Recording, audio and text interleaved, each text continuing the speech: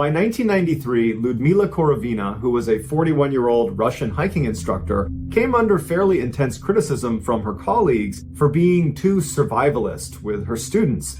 They thought she was a little bit too aggressive with how she pushed her students, putting them in unnecessarily risky situations out in the wild where they weren't really ready for it, and at any point she might push them too far and wind up getting someone killed. Her students, however, absolutely adored her. They said on the mountains, she was fearless and in tune with nature, and they felt very safe around her. And then at camp, she was very motherly and tender and always took the time to make sure all of her students were taken care of well before she was.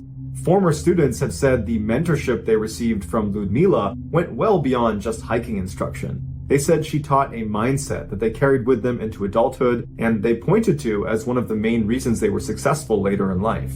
In the summer of 1993, Ludmila was scheduled to lead an expedition up to the Hamar-Daban Ridge, which is in eastern Siberia, and it's one of the oldest mountains on the planet. With her on this expedition would be 6 fairly experienced hiking students that ranged in ages from 15 to 24 years old.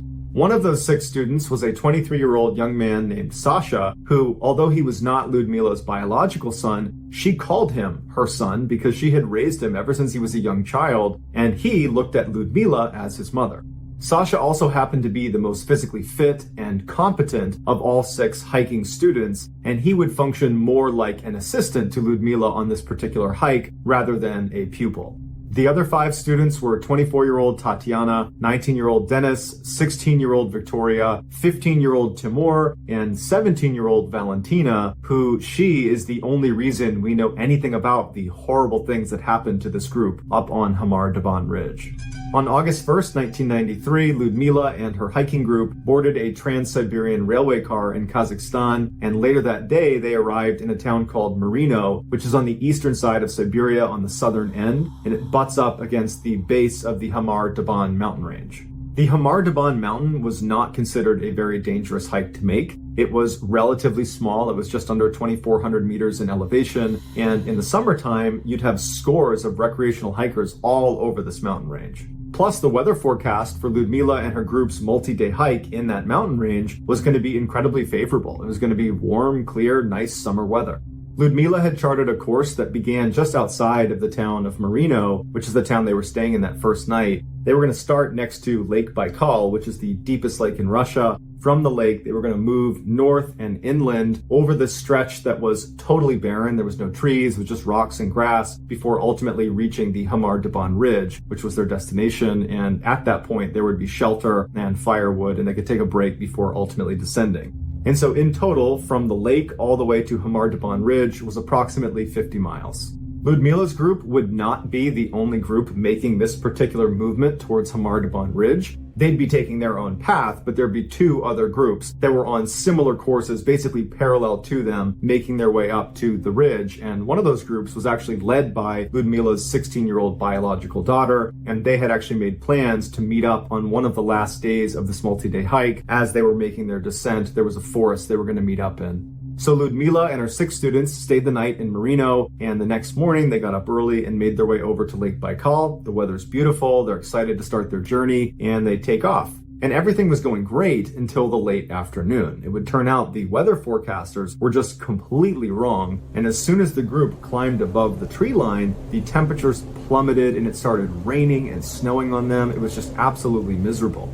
This treacherous weather would persist over the next few days, and it really started to destroy the morale in the group. But Ludmila, she was a pro, and she had hiked in far worse conditions than this, and so she made a point of telling the group that this stuff happens. Bad weather happens. We are prepared. We are trained. We're going to be fine. You need to have a positive attitude about this. We need to just keep pushing forward and not play victim here. And that was enough to inspire the group to just keep on going. They believed in Ludmila, and she's telling them to keep going, so they kept going. By the evening of August 4th, so this is 3 full days of hiking later, they were only about 30 minutes away from the summit. They have now reached the point where they are in the open section of the mountain where there is no reprieve from the wind or the rain or the snow. There's no trees to block anything. And so it's just an absolute abomination trying to climb this last stretch. Every step is like an eternity as the wind just cuts through their clothes and they're soaking wet and miserable. Ludmila's students were not about to ask for a break. They knew how she operated. She was someone that really believed in pushing through your own pain and fatigue and misery, and she always led by example, and they saw her, right out in front leading the charge up towards the Hamar Daban Ridge. And so they were very surprised when she stopped and she turned around and told them, we're taking a break. And in fact, we're actually going to camp out for the night right where we are right here. No one knows why Ludmila made this decision. On the one hand, it does make sense to take a break and say, you know what, we'll reach the summit tomorrow. We've had a really hard couple of days here with the bad weather. We'll make camp and we'll get some rest and we'll hit the summit tomorrow. That makes sense. But where she elected to make camp does not make sense. She had them stop right smack dab in the middle of this totally open section of the mountain where there are no trees, there's no objects to protect them from the horrible wind and snow and ice and rain that's just going to be pelting them all night. And so some people have speculated that when she looked at her crew of hikers, they were so badly beaten down and tired and miserable that she knew she could not ask them to go any further. And so that was why she said, let's just make camp here, we'll make do. Others have said her map may not have been very accurate. And so she didn't know how close she was to the summit, where at the summit there was literally a shelter that had firewood and a place for you to rest. Maybe she didn't know she was so close. Perhaps she thought she was much farther away and this is the best we can do. But what the inaccurate map theory does not account for is Ludmila would have known there is a forest about 2.5 miles down the mountain, because the whole time they've been on this hike, they've tried to stay up above the tree line as they make this final approach up to the ridge. And so she would have known there's a forest right down there. And if I wanted to, I could go down there and seek shelter in the trees. And so for whatever reason, she decided that we can't go down to the forest, we got to stay here. And so perhaps that lends more credibility to the idea that the group was far more beaten down than maybe we even realize. And she thought they can't make the 2.5 mile journey. We're going to have to just make camp here and make do. But regardless of her reasoning, they did make camp right in the middle of this open section. They set up 2 wet, crappy tents, and they used their little kerosene stoves to make a tiny meal. And then they all crammed inside of these 2 tents and huddled as the wind howled outside. That night, the storm got much worse. The wind picked up, and again, they're totally exposed on this open section of the mountain, and so they're just getting destroyed by this wind. And at about 2 a.m., the wind actually broke the ropes that were holding the tents down, and they had to go outside and retie them, and they were able to do that. And then a couple hours later, at about 4 a.m., the wind actually lifted up the section of the tent that was facing where the wind was blowing, and it pulled the tent up in such a way that water rushed into the tent and soaked their sleeping bags. And they were able to go outside, and they put the stakes back down on the ground, but they were sleeping in wet sleeping bags in the middle of this mountain in the middle of a storm. So this is getting quite dangerous at this point. But they were able to eventually fall asleep, and at about 10 a.m. the next morning, Ludmila gets up and looks outside, and she can see that everything is frozen, that it's snowed and the temperatures have dropped again, and everything is just snow and ice. And she knows that, we're actually reaching very dangerous hypothermia territory, and if we don't warm up soon, this could be life-threatening. And so she woke everybody up and she said, we need to go down into that forest and we need to start a fire as soon as possible. And so everybody said, all right, they got up, they started packing up their things, rolled up their tents, and they began walking down the mountain in a line. Although this was not intended, when Ludmila had said we will reach the summit tomorrow, that had delayed their schedule. And it meant they were not going to be able to meet up with her daughter the next day. But now in the morning, when they're deciding basically to abandon the summit and turn around and head down again, they were now back on schedule to meet up with her daughter down in the forest. However, her daughter said she was at the rendezvous point in the forest, and Ludmila and the 6 other hikers never showed. 4 days later, on August 9th, a group of Ukrainian kayakers were making their way down this river in southern Siberia, and they were passing by the Hamar Daban mountain range. And so as they're kind of slowly moving their way down, it's this beautiful morning and they're looking up at the mountains all around them. The leader of this group happens to see something move on his left side. There's a forest right up against the left side of this river, and he turns his head and he has to do a double take because there is this girl who's standing there at the edge of the forest looking out at them totally expressionless, and she's covered in blood. And she's not doing anything, she's just standing there. And at first, he actually thought, we need to leave. His first thought was, we need to just get away from this person. There's something wrong with this person. But very quickly, the group realized, we cannot abandon this girl. This is a young girl who should not be out here. I don't know what she's doing out here. And so they turned around and they went on shore and they yelled to her. They said, are you okay? And she just stood there not reacting. And they tried a couple more times to say, hey, we're not going to hurt you. We just want to know what's going on. And she didn't say a word. She just stood there in shock. She looked very scared. They finally got up right next to her and they asked her, what are you so scared of? Where are you coming from? And they just could not get her to speak. But they're up close looking at her and, she's got blood all over her. She looks dirty. She looks like she might be sick. And so they decide that, this girl needs help, and they had blankets. And so they threw blankets over her. They put her in one of the kayaks and they brought her back to town. Once in town, the Ukrainian kayakers went and got authorities and said, hey, we found this girl. She was covered in blood walking out of the forest. We have no idea what's going on with her. And so authorities came over to speak to her. And although she barely spoke, she would finally say that she was 17 years old. Her name was Valentina Yutachenko, and that she had been a part of a 7-person hiking group up along the Hamar Daban Ridge. And then she paused and they said, well, where's your hiking group? How did you get separated? This is what she told them. Back on the morning of August 5th, so this would have been the morning after that terrible night's sleep on the mountain where the tent ropes are breaking and their sleeping bags are getting soaking wet. Well, Valentina wakes up and she looks outside of the tent and she sees Ludmila, and she's standing there with her hands on her hips and she's looking around. She looks very concerned. Valentina goes out there and Ludmila turns to her and says, we need to leave. We need to go down to the forest and we need to make a fire. Can you help me wake everybody up and start having them pack up their stuff so we can get moving? So Valentina goes in, she starts waking people up, and everybody very quickly packs up the tent, packs up their things, and they're in a line and they start walking down the mountain. They had only made it about 10 meters into their descent when Sasha, the 23-year-old young man that Ludmila considered her son, he just suddenly falls. And the other hikers, Valentina included, run over and they help get him up again, and he looks kind of shaken. He takes a couple more steps and he falls again.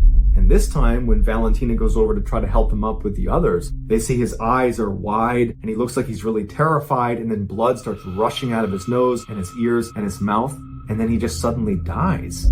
And Ludmila runs over and she grabs him and she's panicking and she's trying to feel for a pulse and she's checking for his heart, and then she screams out in pain and anguish and she yells, he's dead. The other hikers can't believe this is happening. They can't even process that someone, any of them, had died, let alone it be Sasha, the most physically fit and healthy one of all of them, including up until a few minutes ago. He wasn't showing any signs or symptoms that something was wrong. He was perfectly fine. What's going on? Ludmila was in shock. She's on the ground and she's holding on to Sasha, and she's telling the group that she's not going anywhere. She's staying with Sasha. And Valentina would say the group is just falling apart at this point. You have some of them that are crying, others who are just standing there looking around like, what's happening to us right now? And at some point, Ludmila collects herself and she says to the group, go down to the forest. Go down to the forest and start a fire. And Valentina said they didn't want to leave her and they were pleading with her to let them stay. And she said, no, go down to the forest and start a fire.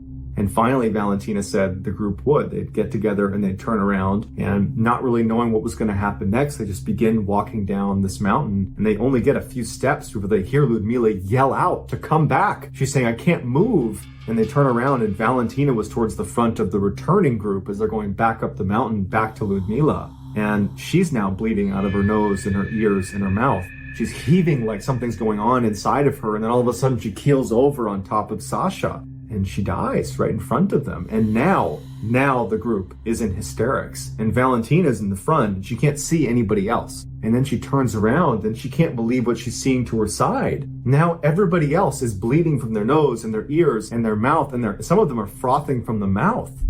Valentina reached for her mouth and her ears and her nose to look for blood, and there wasn't any. And then she turned and she saw 16-year-old Victoria and 24-year-old Tatiana suddenly fall to the ground, just like Sasha had, except they weren't just laying there. They began rolling around and ripping their clothes off and clutching at their throats, and they're frothing at the mouth. And so Valentina reaches down to try to help Victoria, the 16-year-old, and Victoria bites her on the hand and she pulls her hand back. And then Victoria curls into a ball and then goes still. And then Tatiana begins hitting her head on a rock over and over and over again until she goes still. At this point, Valentina is in pure survival mode, and so she looks at the other two, which was 15-year-old Timur and 19-year-old Dennis. Everybody else is down on the ground at this point. And she sees Dennis is moving behind a rock, and he looks like he's not acting as erratic as everybody else. And so she starts making her way over to Dennis to see if he's going to be okay. And on the way, she sees 15-year-old Timur fall to the ground, and he's suddenly lying there still. And so she believes he's dead too. She gets over to Dennis, and he's bleeding profusely from all of his orifices in his head, but he's talking to her, and he's saying, okay, you need to go back to your bag, get out whatever you can that is essential, ditch the rest, and run down to the forest, and I'll meet you down there. And so Valentina says, okay, she makes her way up to her bag, she gets her sleeping bag and a couple other small items, and when she turns around to go back to Dennis, she sees that he's now slouched over his backpack, and now the blood is just pouring out of his head, and she can tell that almost certainly he's dead as well. And so not only is she all alone, she's now totally traumatized and believes whatever has happened to them is going to happen to her. And so she runs down the mountain and she goes into the forest and she gets underneath this rock overhang. She puts her sleeping bag down, she crawls inside, and she drifts in and out of consciousness for the rest of the day. And then that night, she's still laying there and the storm picked up dramatically, and she could hear all night these huge trees all over the mountain falling and slamming all around her. And so she's thinking, if I don't die from whatever killed my friends, I'm going to get hit by one of these trees. But she manages to get through the night. The next morning, the storm had cleared, and so Valentina gets up, and she's thinking to herself, maybe by some miracle, one of them is still alive. And so she climbs back up the mountain to where they were, and she finds all of them still laying exactly where they were when she left them, all motionless, all deceased. And so she decides to go one by one and close each of their eyelids, and then she says her goodbye, and then she turns and kind of wanders back into the forest, where she would stay for the next 4 days, desperately walking around, hoping to be rescued at some point, the whole time just expecting to die, either from exposure, from an animal attack, from whatever killed my friends.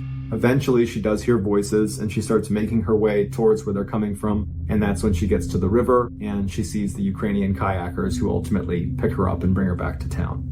After authorities heard Valentina's story and realized there were other hikers out there, they launched a search party, and it would take them a month to locate them.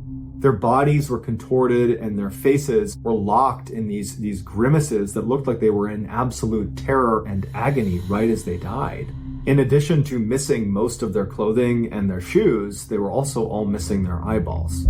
The autopsies were only able to conclude that hypothermia contributed to their death, although it wasn't the only factor, as well as a protein deficiency, despite the fact that they had all eaten well over the course of their trip, and that all of their lungs were very bruised, but they didn't know what that was from. But nothing the autopsy concluded could reconcile what Valentina said she saw happen, which was a sudden, violent death of 6 healthy people with no signs and symptoms leading up. Suddenly, they are bleeding out of every orifice and they're falling to the ground, tearing their clothes off, grabbing at their throats, frothing at the mouth, and then dying.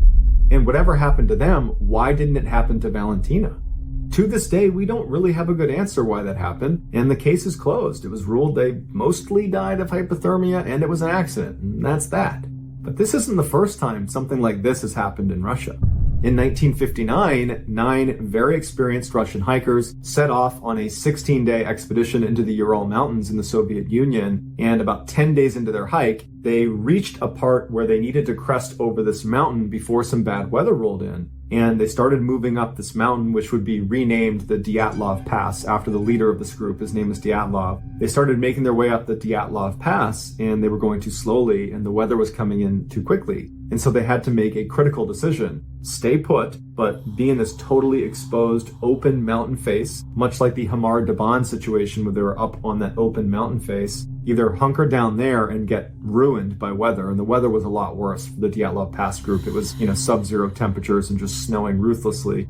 Or they could go down and give up ground and go down to the forest at the base of this mountain where you'd be sheltered from the storm with some trees. And so these hikers, who might be a little bit overconfident in their ability, decide to stick it out right on this mountain face. And over the course of that night, at some point, they cut open their tent with a knife from the inside and ran out into sub-zero temperatures, most of them not wearing shoes, not wearing jackets, not wearing pants. They're basically in underwear. And they calmly walked down the mountain all the way down to the forest. And once they got down there, 2 of them tried to desperately climb this big tree where there wasn't any low-hanging branches. And so they couldn't climb up it. We don't know what they were trying to climb up it for, but they ended up building this little tiny fire that could not have provided very much warmth at all. And they were found deceased lying around this fire.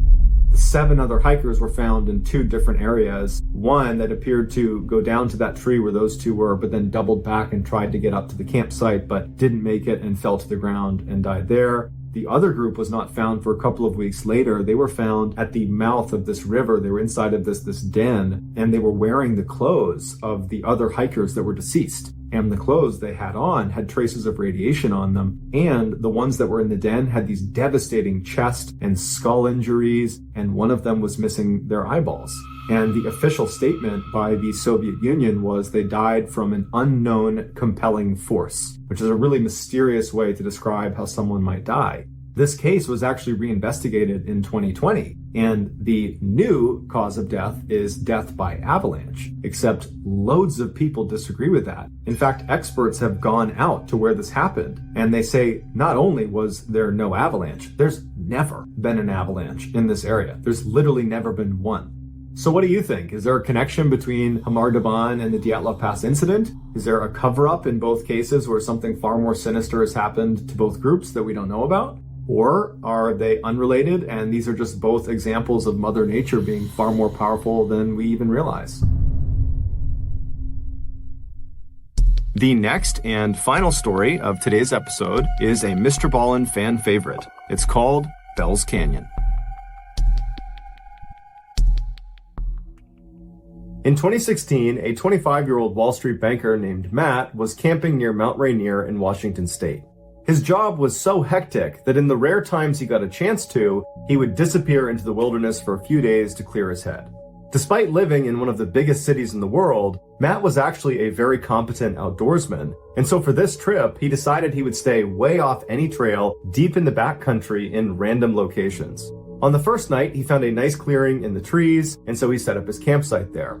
He ate some food over his fire, he pitched his tent, climbed inside, and within a few minutes, he was fast asleep. Several hours later, Matt woke up to some strange sounds coming from outside of his tent. It sounded like a couple of animals or maybe one animal moving around right outside. And so after a while of just hearing this constant sound, he rolled over and he barely unzipped his tent flap just to look out and see if he could see whatever animal it was. And what he saw shocked him. There was a man sitting in front of his fire pit. There was no fire in his fire pit. And the guy was just sitting there with his hands on his knees, looking straight down, and periodically he would just kick his feet in the ashes of the fire pit. And Matt didn't even know what to do, so he's just looking at him through this little tiny gap in his tent. And this man all of a sudden looks up directly at Matt and makes eye contact with him, and the guy's eyes go wide, and he stands up, turns around, and runs away from Matt's campsite. Matt has no idea how to react to this, and so he just quickly unzips his tent, jumps outside, and shines his light into the forest looking for this guy. He's thinking to himself, who is this guy? I am in the middle of nowhere in the backcountry of Washington state. How long was he sitting outside there for? What does he want? And so as Matt is trying to make sense of this totally weird thing, he's thinking, okay, I'm going to look out and I'm going to see his flashlight somewhere, or I'm going to see his campsite. You know, maybe he's set up nearby and he's looking around into the total darkness. He's looking through all the trees, any light source anywhere out there he would see. And there's not one. There's no fire. There's no flashlight. There is nothing. And so eventually Matt goes back inside of his tent. He zips it up and he's just left kind of dumbfounded. He can't understand how some person was just sitting outside of his tent for no apparent reason and then vanished into the forest without even turning on a flashlight. And so after a very restless night, finally the sun came up again and Matt was very relieved. He stepped outside, and after a little bit of time now from this strange incident, Matt started to tell himself that all that was is some guy happened to set up his campsite nearby. It is possible, albeit rare because we're in the backcountry, and maybe he was just intoxicated and he wandered over here, and stranger things have happened, so that's probably all it was. And so Matt felt like there was nothing to worry about. He packed up his campsite and he began hiking into the forest. Matt didn't have a planned route. Instead, he had a map and a compass, and he began just kind of wandering in the forest, kind of exploring wherever he wanted to go. And over the next 2 days, he covered at least 10, maybe 15 miles in kind of random zigzag directions. He found a nice clearing and he set up another campsite. That night, he set up a fire and he was eating some food near his fire. And then as he's sitting there, he hears rustling coming from behind him. And he's pretty sure it's an animal, so he turns around and he doesn't see anything. And he goes back to eating his food. And then a little while later, he hears some more rustling behind him. and this time he can't really just write it off. Clearly there is something behind him that's moving around. And so he stood up, turned around, and remained motionless and just listened, expecting to see maybe a deer come out of the woods. But instead, he hears a man's voice come out of the darkness that says, "Do you know how to get to Bell's Canyon?" And Matt's heart starts racing. He knows that even though he can't see him, it has to be the same guy he saw 2 days ago. Because they are in the middle of nowhere. He hasn't seen any other hikers or campers or anyone, and clearly this guy has the ability to sneak up on him. And so he's thinking, what does this guy want? I just spent the past 2 days hiking in random directions for 15 miles, and he must have followed me. And so Matt, not knowing what else to do, just says, "I don't know where Bell's Canyon is." And then there's silence. And Matt, one part of him is thinking, I hope this guy does not come into the light. I hope he just goes away. The other part of him is thinking, well, maybe this is a different person that is lost and they're looking for this place called Bell's Canyon and they'll come into the light. It'll be a big relief. I'll send them on their merry way and everything will be fine. But as Matt is having this wishful thinking, the voice from the shadows does not come any closer, but instead asks the same question a bit more forcefully this time. "Do you know how to get to Bell's Canyon?" This time, Matt did not respond. Now he was scared. This is not some friendly hiker looking for directions. There's something wrong. And so Matt, knowing he's all alone out here, he knew he had to do something to try to take control of this situation. And so he took a deep breath, he reached down and grabbed his flashlight, and in one swift motion, he lifted his light up and shined it in the direction of this guy's voice. And what he saw was this guy from 2 days ago looking out from behind a tree right in Matt's direction. He was hiding from him. And when the light hit him, the man barked at Matt to aim it away. And Matt kind of instinctively lowered his light, but now he was too scared to raise it again, and now he knows it's the same guy. This guy has been following me for 2 days. And so for several minutes, Matt just stood there absolutely terrified, and this guy, he just stayed out there. Matt didn't hear him move. It was just a complete standstill. And then the silence was broken yet again by this voice, except somehow he had moved even closer to Matt. And when he came through asking the same question, "Do you know how to get to Bell's Canyon?" his voice was so close to Matt that Matt got scared and raised his light up, and the man was standing just a few feet away from him. And this time, the man's eyes got wide like they did the first time they saw Matt, and he turned around and he ran into the forest again. Matt, not knowing any better, just began running after him, but he only ran for about 30 seconds before he realized the terrain out here is so rough. He's gonna fall, get hurt, he's gonna get lost, and this guy's already long gone. He somehow managed to run immediately so far away, and so Matt just goes back to his campsite, and he's thinking to himself, what do? I have no cell phone service. I'm at least 3 days away from my car, and I'm in the middle of nowhere. No one even knows where I am because I didn't chart a course. I didn't tell anyone where I was going to be. And so Matt just grabbed his knife and stood in the middle of the campsite, and for hours and hours, he just kept looking around, expecting this guy to just show up again or start speaking to him from somewhere out in the darkness. It was absolutely horrifying. Finally, by about 3 a.m, Matt was so tired that he had to go to sleep. He hadn't heard this guy again. He didn't see him again. And he figured, I need a little bit of sleep because tomorrow he's going to pack up his campsite and begin this epic journey back to his car. And so he climbed in his tent and he had a very restless next couple of hours. When the sun came up, Matt jumped out of his tent, packed up his stuff, and began practically running in the direction of his car.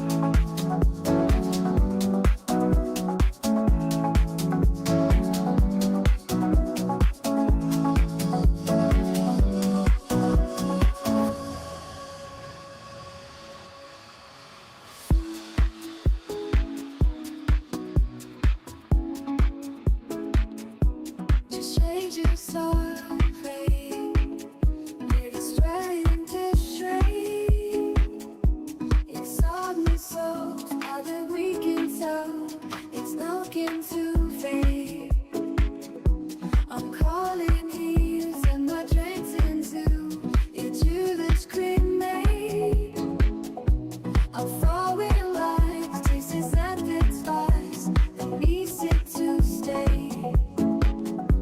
Afraid of mine, and this is light, and plastic glass chains, in plastic glass chains, in plastic glass chains.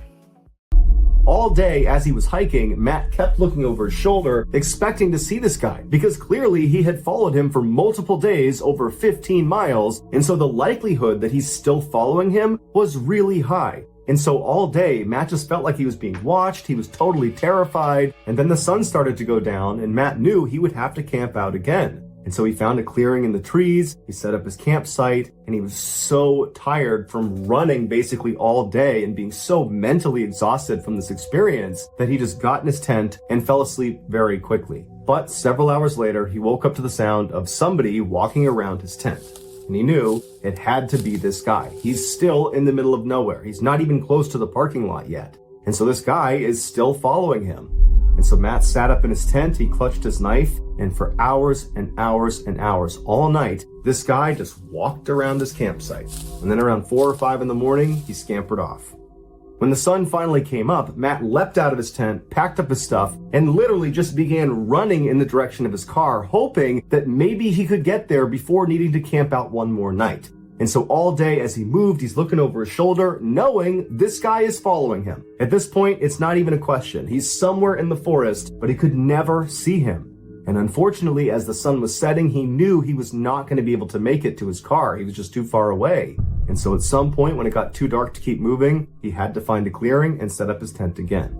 And so once his tent was set up, he just climbed inside, grabbed his knife, and sat there, knowing this guy was somewhere out there. And so Matt climbed inside of his tent, he zipped it up behind him, he grabbed his knife, and he sat there, expecting to hear this guy come walking around. But after several hours, he didn't hear him. And Matt started to wonder, maybe this guy has left me alone, finally. Maybe he's not following me anymore. And so Matt, who was totally exhausted, laid down to go to sleep. And then as he's laying there from somewhere out in the woods, Do you know how to get to Bell's Canyon? Matt immediately sat up, his heart began racing so fast that he actually was concerned he might have a heart attack. And he didn't know what to do, he didn't know what to say, so he just sat there holding his knife.